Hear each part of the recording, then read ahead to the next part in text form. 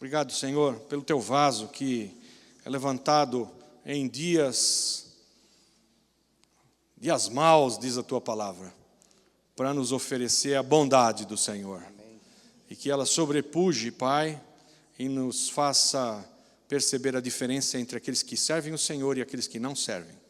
Glorifica o teu nome na vida do Otávio e na vida de todos os que o ouvem. Amém. Seja bendita essa palavra, amém, ungida do céu, reveladora, amém, e que nos traga conforto, consolo, ânimo, nos anime no espírito, nos leve a lugares mais altos, nos admoeste para não errarmos e nos leve a acertar. Amém. E que acertando o alvo possamos te agradar e as bênçãos do Altíssimo corram atrás de nós. Amém. Em nome de Jesus.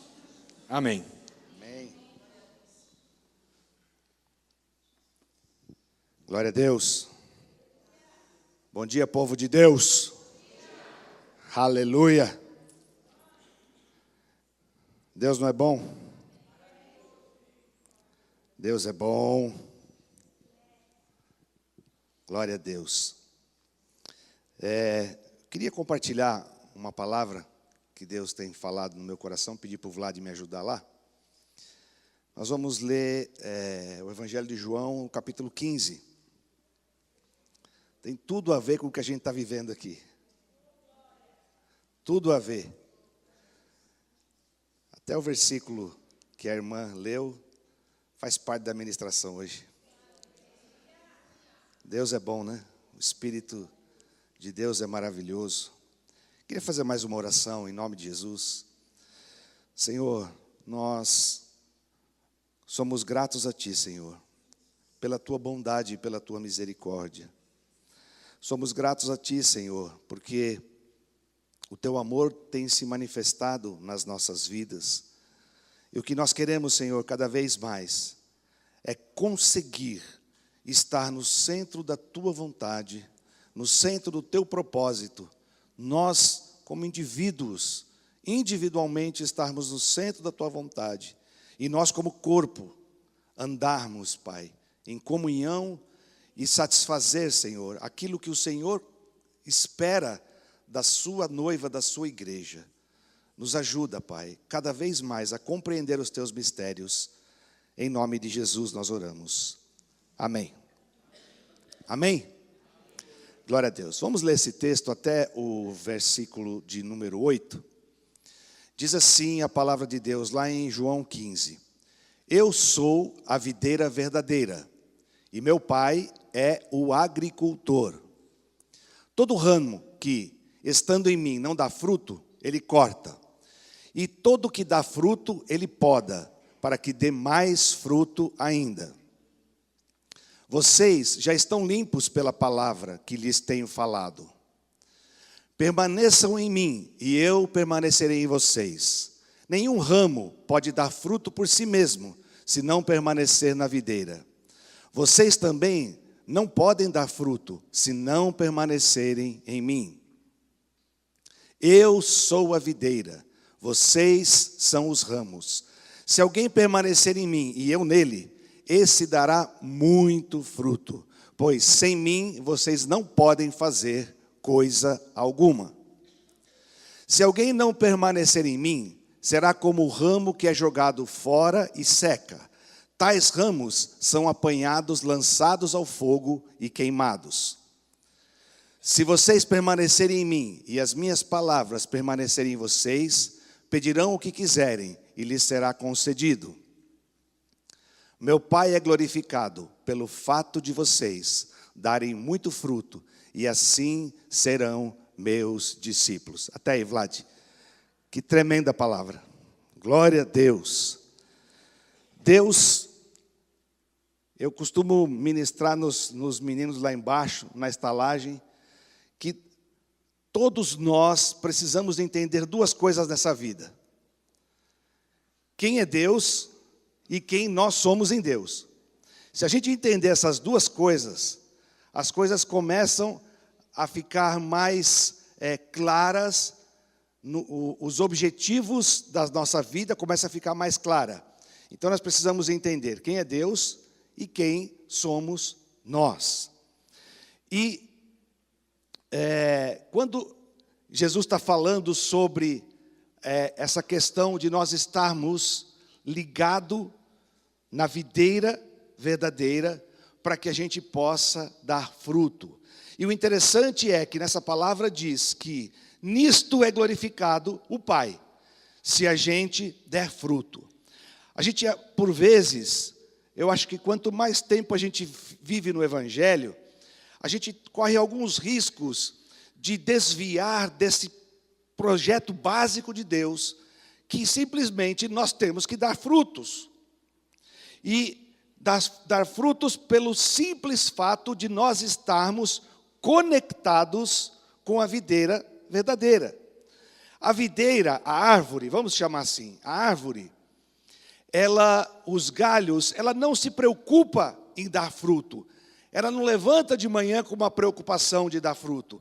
Ela dá fruto porque isso é intrínseco à existência dela, e ela está ligado e conectado ao tronco, que está conectado às raízes, e a seiva que é extraída da terra automaticamente passa pelo tronco e vai passar pelos ramos e chega, e o fruto é uma consequência da forma como o ramo está ligado no tronco. Não é verdade? Então o fruto não é algo que a gente tem que fazer esforço para poder produzir. O fruto, na verdade, é algo que naturalmente deve fluir daquele que está ligado e conectado à videira. E Jesus disse isso, da mesma forma que o galho ele não pode dar o fruto se não estiver conectado na videira, vocês, se não estiverem conectados a mim, vocês não podem fazer nada.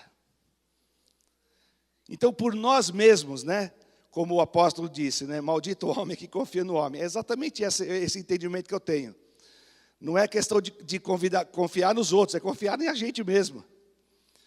Então a gente tem essa tendência, né, de às vezes confiar em nós mesmos, que nós, pelo tempo que eu tenho de evangelho, ou pela forma como eu prego eloquentemente, ou porque eu tenho um título atrás do meu nome, então eu sou capacitado a dar fruto. Quando a palavra é muito clara, que nós apenas precisamos estar ligados ao Senhor. E por consequência, os frutos acontecem. Interessante é que o meu pai, ele sempre gostou de plantação, né? Então, o meu pai, quando ele se aposentou, a primeira coisa que ele fez, ele comprou uma chacrinha. E ele ia lá e mexia com a terra. E eu também sempre gostei dessas coisas. Não planto nada disso, mas eu sempre gostei, né? E meu pai me ensinou uma coisa uma vez, que para que a árvore pudesse dar fruto, ela tinha que ser podada. Se não podar ela, e não podar no tempo certo, da forma certa, da maneira certa, com a ferramenta certa, quando a árvore é podada, ela começa a dar mais frutos. Então, eu me lembro que ele plantou lá uma jabuticabeira. E a jabuticabeira veio já com como fala, já era uma arvorezinha quando ele comprou. E imediatamente, quando colocou na terra, já começou a nascer umas jabuticabinhas pequenininhas, assim, a gente dava para ver, grudadinha no tronco, mas bem pequenininha. E ele disse, está vendo, está dando fruto, mas esse fruto não é bom, porque ainda não passou pela poda. Quando passar pela poda, ela vai começar a dar o fruto bom. Falei, que legal, né? Aí depois de tantos anos eu me converti e comecei a entender isso. Por que é que Deus nos poda? Por que é que Deus utiliza circunstâncias para que a gente seja podado? Uma das coisas que Deus quer, quando a gente é podado, é que realmente a gente se torne imagem e semelhança dele. Não é verdade?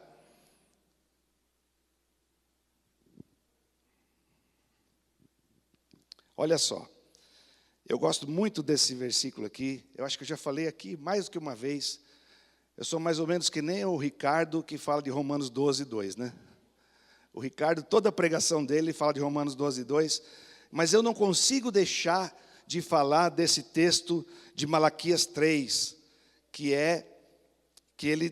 Põe aí, Vlad, Malaquias 3, verso 2. 2 e 3, na realidade. Que esse versículo falou tanto comigo uma vez, e que eu não consigo mais esquecer ele. Foi tão tremendo o que ele falou. Eu já compartilhei isso aqui, mas eu quero, mais uma vez, que você acompanhe comigo. Mas quem suportará o dia da sua vinda? Quem ficará em pé quando ele aparecer? Porque ele será como o fogo do ourives e como o sabão do lavandeiro. Verso 3. Ele se assentará como um refinador e purificador de prata, purificará os levitas e os refinará como ouro e prata. Assim trarão ao Senhor ofertas com justiça. A gente sabe que os planos do Senhor são muito mais elevados do que os nossos planos. A gente sabe que os pensamentos que o Senhor tem ao nosso respeito são pensamentos de bênção, de coisa boa. É o que Deus pensa a nosso respeito. A gente sabe pela palavra de Deus que todas as coisas cooperam para aqueles que amam a Cristo. Não é? Segundo o propósito de Deus. Então, a gente precisa começar a entender as diversas formas que Deus age na nossa vida com um simples propósito, para que a gente dê mais fruto. Amém? Porque quando você está, a árvore, quando ela está sendo podada, ela se sente mutilada naquele momento. Ela se sente que ela está perdendo alguma coisa. Ela sente que está sendo arrancada dela alguma coisa que é dela e que ela tinha todo o direito de ficar com aquelas folhas, aqueles galhozinhos. Não é verdade? A árvore, quando está sendo podada, ela se sente como se ela estivesse sendo usurpada, como se ela estivesse sendo violentada naquele momento. Porque ela não tem um entendimento, mas ela simplesmente sente. Então Deus, Ele age de diversas formas na nossa vida. Mas eu entendo que tem 3 formas que Deus age na nossa vida, que é poda pura. O primeiro aspecto, a sua vida financeira. O segundo aspecto, a sua saúde física. E o terceiro aspecto, a sua saúde emocional. Então eu vejo que Deus, Ele utiliza essas ferramentas de poda na nossa vida, para que a gente possa glorificar a Deus através dos nossos frutos. Definitivamente, nós não fomos chamados para sermos egocêntricos. Definitivamente, nós não fomos chamados para pensarmos nos nossos problemas. Definitivamente não foi para isso que Deus nos chamou. Amém? Não foi para isso. É para algo maior, é para um propósito muito mais elevado, né? Então, quando eu vejo a gente aqui se espremendo aonde fazer culto, né? E eu vejo o constrangimento do apóstolo, porque ele tem essa mentalidade de servir também com excelência e melhor, né? Mas eu glorifico a Deus, que a gente não tenha mesmo, que seja apertado desde que a gente consiga cumprir o propósito de Deus com esse ministério, que é dar fruto. Nisso é que o nome de Deus é glorificado. Óbvio, quem que não quer estar num lugar que não tem coluna? É ou não é, apóstolo? Quem que não quer? A gente quer. Mas não é aí que o nome de Deus vai ser glorificado, porque nós estamos num lugar que não tem coluna. O nome de Deus vai ser glorificado por causa dos frutos que esse ministério está dando. E aí Deus nos ama tanto que diz assim: Arles, acabou seu tempo de coluna, tá bom, filho? Tá bom? Eu te amo tanto, já deu tanto fruto, chega, vai, eu já te tratei, eu já te podei durante todos esses anos com essas colunas aí. Tá bom? Amém? E Deus vai fazendo coisas para que a gente seja aperfeiçoado no conhecimento, para que a gente seja aperfeiçoado e cada vez mais nos aproximemos da presença de Deus. Amém? Isaías 1:25. Isaías 1:25. Eu vou ler ali, aí eu não preciso pôr óculos, entendeu? Espero o Vlad. Voltarei minha mão contra você, tirarei toda a sua escória e removerei todas as suas impurezas. Deus é um Deus que nos limpa. Quando ele fala lá em Malaquias 3, que ele está sentado como um fundidor purificando a prata, é porque esse é o pensamento que Deus tem ao meu e ao seu respeito. Ele cada dia quer que a gente esteja mais purificado. Cada dia mais que a gente esteja mais santificado. Cada dia mais que a gente esteja entendendo o chamamento e o propósito para as nossas vidas. Então ele vai esfregar, ele vai lixar, ele vai lapidar, não é? Ele vai fazer isso nas nossas vidas. E esse texto, eu já falei isso, mas vou repetir, talvez alguém ainda não entendeu. Não ouviu o que eu falei. O fundidor, quando ele funde prata, ele se assenta do lado do cadinho, coloca a prata toda impura, e ele vai aquecendo o cadinho, e a prata vai tomando uma temperatura, Há uma temperatura precisa que a prata tem que ser tirado. Significa que todas as impurezas agora foram separadas, que é chamado de escória ou de borra na fundição. Se passar dessa temperatura, você começa a prata começa a evoluir, a entrar em ebulição, começa a perder prata para a atmosfera. Abaixo dessa temperatura, a prata está impura, não adianta você tirar. Claro que hoje existem outras formas de se produzir prata, não é assim como eu estou falando. Mas antigamente, ele ficava sentado do lado do cadinho e botava fogo, e ele ficava limpando. Quando a superfície da prata ficasse um espelho, que ele conseguisse olhar o rosto dele, era a temperatura certa e ele podia vazar. Entende por que Deus diz que ele é como um fundidor assentado? Porque Deus está olhando para mim e para você como uma pedra bruta, como uma prata bruta, toda suja, todo cheio de craca, todo cheio de sujeira, e que precisa passar por um processo para que o próprio Deus possa obter um máximo de pureza da nossa vida. Mas esse processo é fogo. Fala assim para o teu irmão, ui.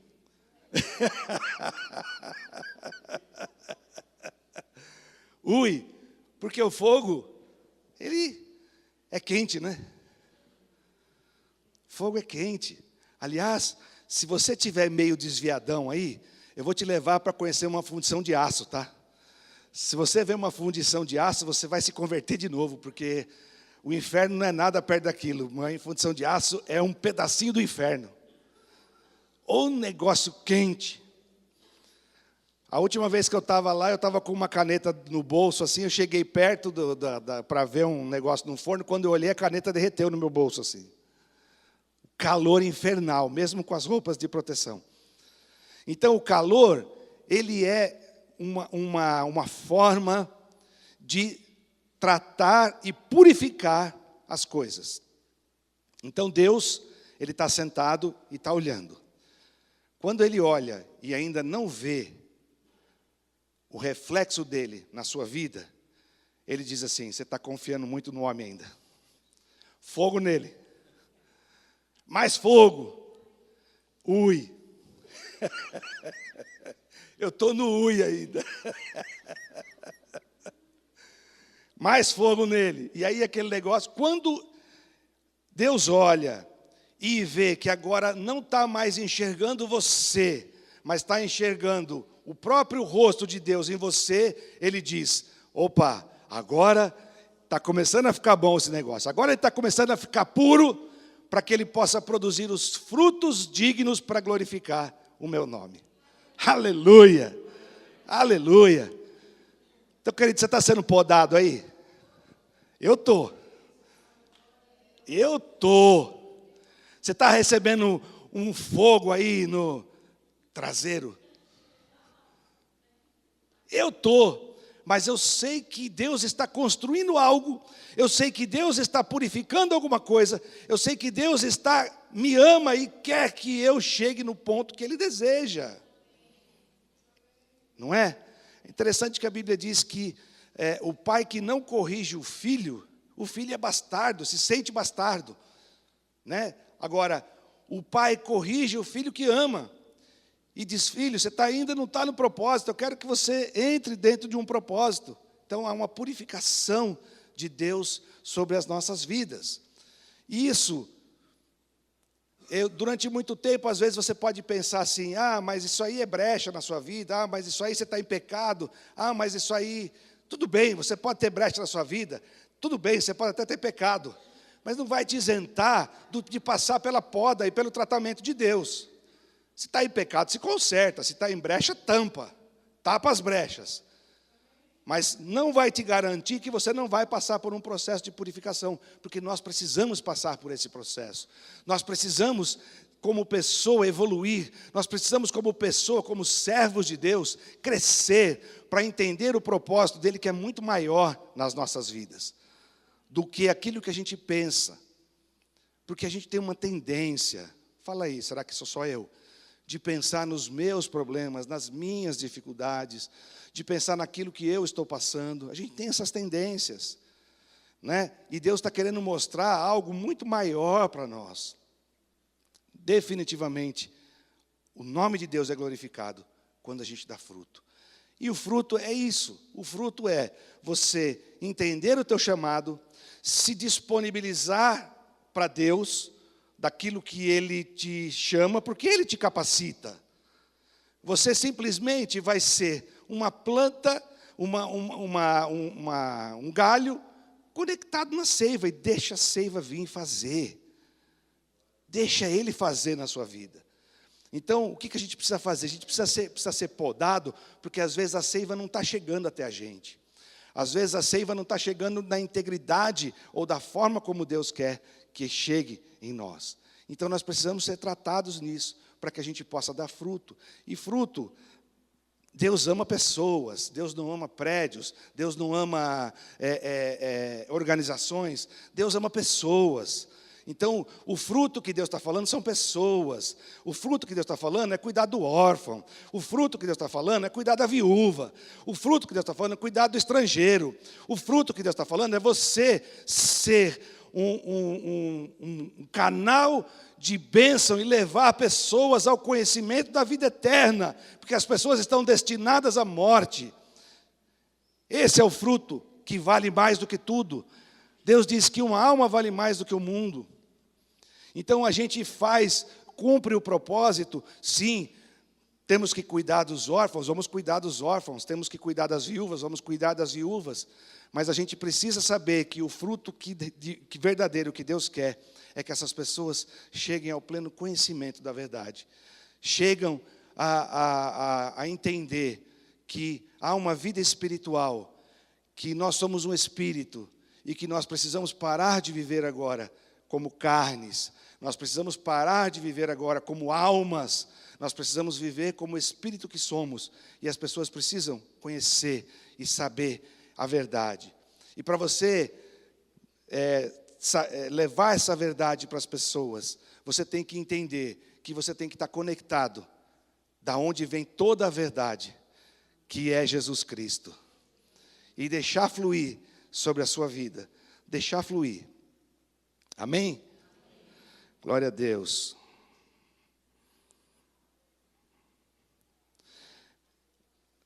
Deus, Ele busca o aperfeiçoamento porque Ele quer que a gente seja servo.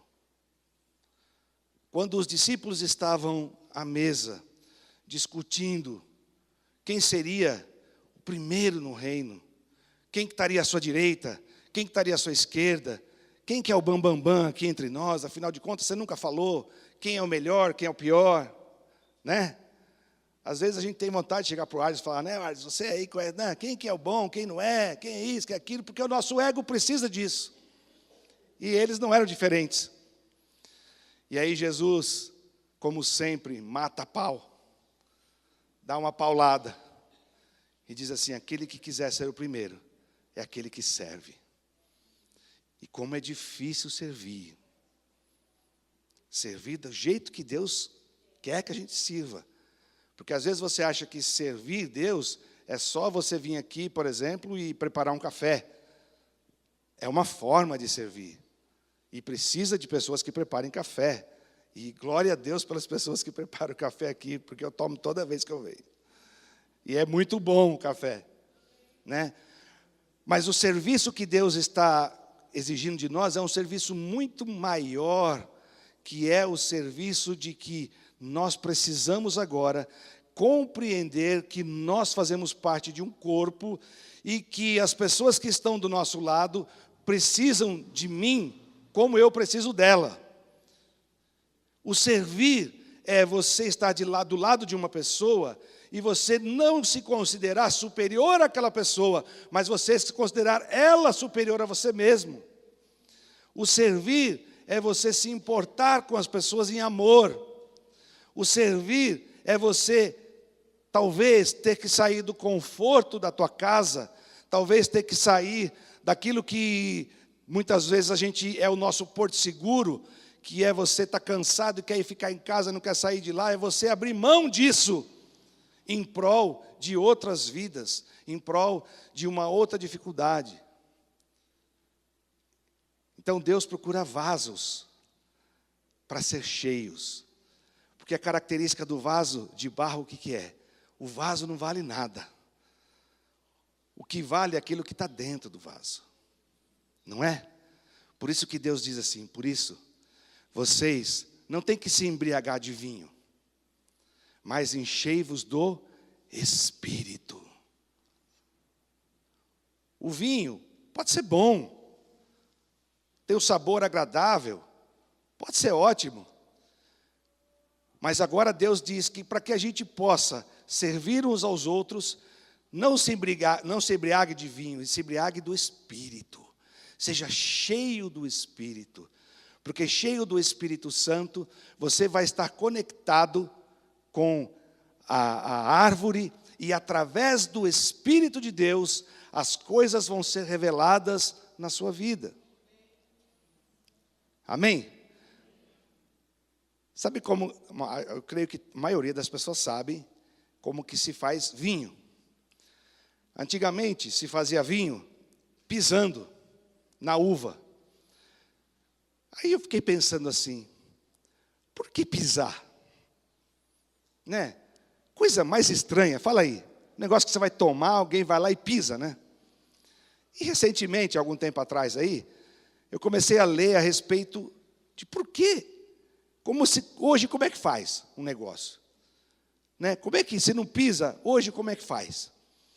E aí, hoje, ela é feita em prensas, é feita em extrusoras, e eu estava lendo um artigo que diz um cuidado que tem que ter na hora de espremer a uva, é que não pode romper a semente. Olha que interessante. Se a semente quebrar, fica amargo. Então, por que as pessoas pisavam a uva? Porque o pé nunca ia esmagar a semente. Não é tremendo? Então, e eu vejo, muitas vezes, Deus fazendo isso nas nossas vidas, querendo extrair o suprassumo da uva das nossas vidas, mas Ele pisa em nós.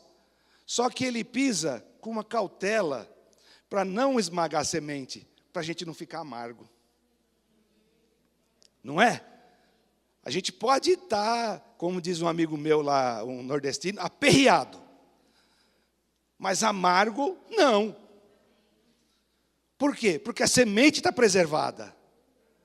A semente está íntegra. E Deus não vai esmagar a tua semente, aleluia. Deus não vai esmagar essa semente, porque Ele é bom. E Ele não quer você amargo, Ele não vai transformar você num suco amargo. Olha para quem está do seu lado e fala assim, você é doce.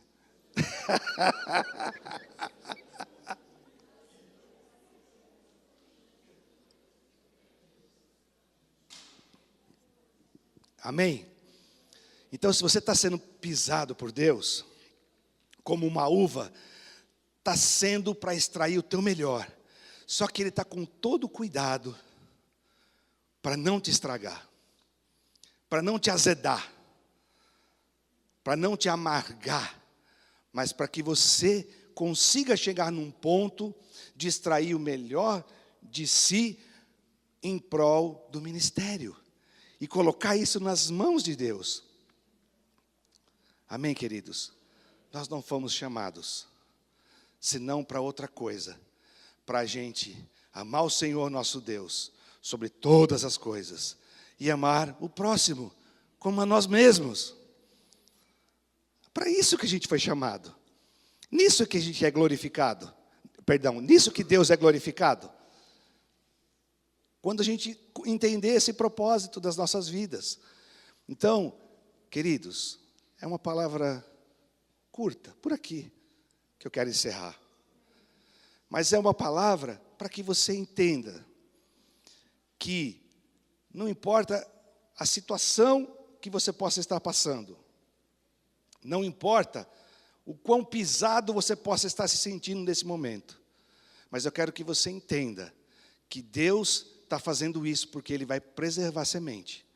Deus está fazendo isso para que o melhor de você e de mim seja extraído para que a gente possa dar muito fruto.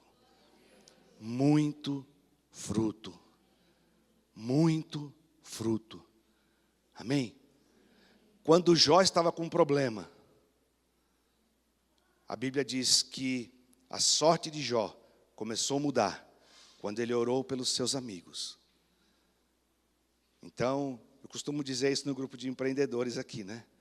Que a gente tem que ter essa visão de começar a olhar para o negócio do outro e se preocupar com o negócio do outro e orar pelo negócio do outro. Isso é a gente dar verdadeiro fruto. Porque se o meu não está bom, está ruim, o outro não está, mas não importa, vamos nos preocupar uns com os outros.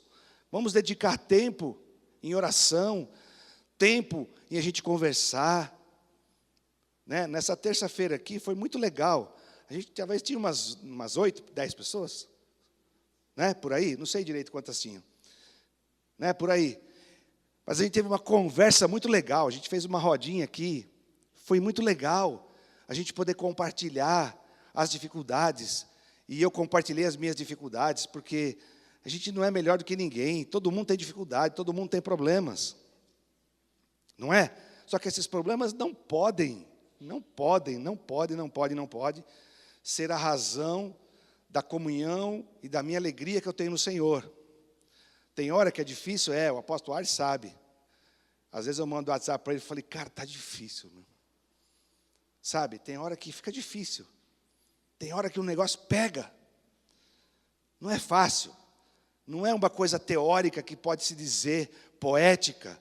É ali viver na carne mesmo. Mas uma coisa eu sei. Eu vejo Deus construindo. Não só na minha vida, na vida de muitos aqui. Paulo, na tua vida eu vejo Deus construindo. Eu vejo, cara. Eu vejo Deus construindo coisas tremendas. E, às vezes, a gente se pega pensando, não, mas isso aqui, será que eu tenho que fechar, se eu tenho que abrir, se eu tenho que... Deus não tem filho, pessoa jurídica. Deus se importa com pessoas. Então, se é esse ou se é outro negócio, se é aquele acolá, não importa. Porque o que importa é que Deus me ama. E Deus vai me preservar. Amém? É isso. Então, a palavra é que eu quero orar com vocês hoje, para que a gente tenha esse entendimento de que Deus, todas as coisas, cooperam para o bem daqueles que amam a Deus. Todas as coisas, significa que todas as coisas, não é? Tem gente que adora aquele versículo, tudo posso naquele que me fortalece. Onde é que está isso? Quem me ajuda aí? 4, né? Filipenses 4. Tudo posso naquele que me fortalece. Mas você tem que ler o anterior, né, pastora? O contexto que diz, tudo posso daquele que me fortalece. Paulo diz assim, gente, eu aprendi a viver na chibatada. Aprendi a viver em cadeia. Aprendi a viver pobre, rico, doente, são. Eu aprendi a ser alegre em toda circunstância. Mas eu tudo posso naquele que me fortalece. Sabe o que significa esse tudo posso naquele que me fortalece? É que você pode passar por todas essas circunstâncias bem. Amém? Mas não é o bem que você está ignorando, né? Ah, não, eu já vi algumas pessoas falar assim, não fala que tem crise, né? Parece que se falar que tem crise dá azar, né? Não, a crise está aí, gente. Como é que eu vou falar que não tem crise? Não sou doido?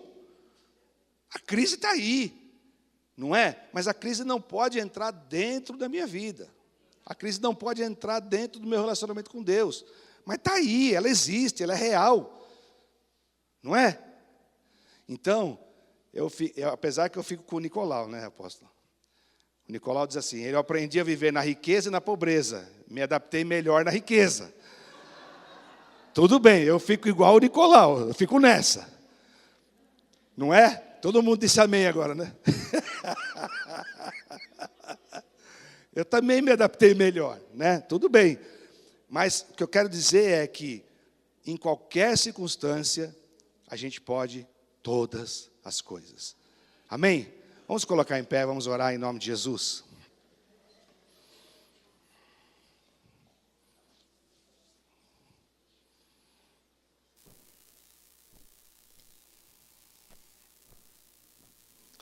Senhor Deus, nós somos muito gratos ao Senhor, porque a Tua palavra é viva, é eficaz, é verdadeira, é genuína. A Tua palavra opera em nós, ela separa juntas de medulas, alma de espírito, pensamentos de intenções. A Tua palavra penetra profundamente, e eu quero, Senhor, em nome de Jesus, a começar da minha vida, que seja uma palavra de refrigério para este povo, Pai, em nome de Jesus.